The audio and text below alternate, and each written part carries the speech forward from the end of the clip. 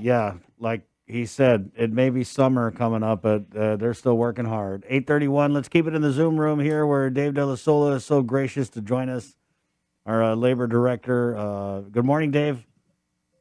Good morning, Chris. How you doing today? We're doing pretty good. Thanks for hopping on. Just real quick, I saw you had put out a release making a call for anybody who's on the PUA in need of submitting paperwork that they would need to submit that paperwork. Can we just start there? What was that about? Well, when the Continuous Assistance Act went into place in January, the feds, as part of the act, required that all PUA claimants that we send out notices that they had to submit all their documents and identifications on their claims to keep them valid. And anybody, of course, submitting a new claim would also need to start submitting their required documents in order to continue to get payment. So it was kind of a housekeeping move, because we've always required the documents as part of the claimant's requirements, and the SEP notices, any check stubs, your vest and identification, and anything else that helps prove that, number one, you are in the workplace and working. Number two, that you either had a separation or a letter from your employer saying that you're reduced in hours or separated or laid off, furloughed. And then, number three, then any check stubs that shows that, your typical hours before the pandemic and where you're at now, to show that you are reduced in hours. Those are the typical documents that you would have. And if you already had them in your account, then you're golden. You don't have to worry about it. But if you didn't, then per the federal guidelines, we needed to give out the 21-day and a 90-day notice to everybody to get it in there, or else we can't take action. Right. I also saw something where you guys had a positive case. Was that at the call center? Yes, and it turned out to be a false positive, if I'm using the term right. So the girl had a vaccine, started exhibiting some signs, got tested, got a positive, and was feeling okay after that.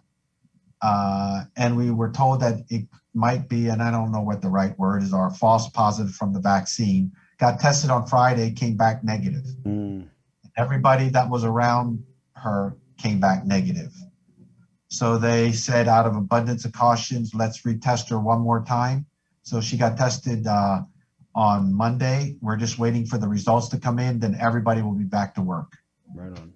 On that So note, our call center is still operating, but it's at a severely reduced level. So we would prefer all those that are at home waiting to come back to work either later today or tomorrow are monitoring the PUA.hotline at dol.guam.gov. So we encourage everybody to, if you have questions or need help, to email that. Somebody will answer you by email. That's what our staff is doing at home, working the email until, hopefully, like I said, if the second test comes back negative, then everything will go back to normal. right. Dave, on that note, I wanted to ask, because we had Chima Mbakwem, chief medical or chief public health officer, on yesterday, and he had talked about specifically, but I'm sure this comes up a lot during the pandemic. He had talked about specifically there were 60 Subaki Tower employees who had to be quarantined, home quarantined, because of possible exposure to the virus or whatever. And I don't even know the details whether Subaki paid these employees while they were in quarantine, whatnot. But just long story short, I had asked him if these employees were not paid, or any employees from any private business who, because of a risk of exposure or, out of an abundance of caution, were advised to take 14 days off of work, are they eligible to recover that lost income with the PUA program, since their absence from the job would be COVID related? And of course, Chima was like, I'm not Dave. You got to ask Dave. So I'm asking you. Yes, you are. And if you looked at one of the 11 criterias, there is one of the criteria is either you either have COVID or contact tracing or something, but it's really, I forgot the exact verbiage, but there is a criteria for that. And yes, all you would need to do is get some kind of note from public health that says that, yes, you are mandatory quarantining. It doesn't matter if you have COVID, it could be through contact tracing, Yeah. but because of COVID, then you would just use that, upload it, file your claim for those weeks, and you would get paid. There you go, guys. There's your answer. That's it, easier than that. Right on. Dave, what about on the fraud? And it's been a couple weeks since we heard anything about any additional fraud cases. Are they out there? There are always a few here and there. I'm happy to say there's not a lot, but there are some, and they have been forwarded either to the AG, the FBI, or the OIG, and they are taking that and running with it. And all we're doing is doing our best to supply them with the information to make the determination of whether to move forward or not. And once we give it over to them, then we kind of wash our hands of it and just give them the information so that we can keep moving forward and keeping the money going out. That's our main goal. So we don't hear any big feedback after that. They don't like to share a lot of information.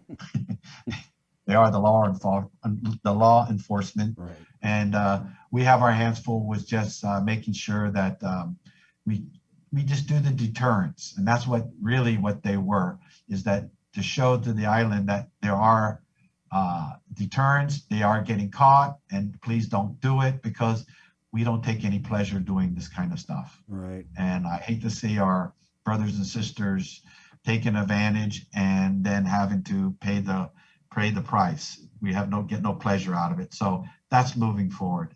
But there is something that I do want to mention while I got you on the air. And please do. Please do. We are trying to shift into the training. And I'm trying to get the word out there as early as possible so that we don't get hit with the floodgates in September, even though I know what's going to happen. Yeah. But I do want to let you know that the AJC is open. Their number is 475-7000.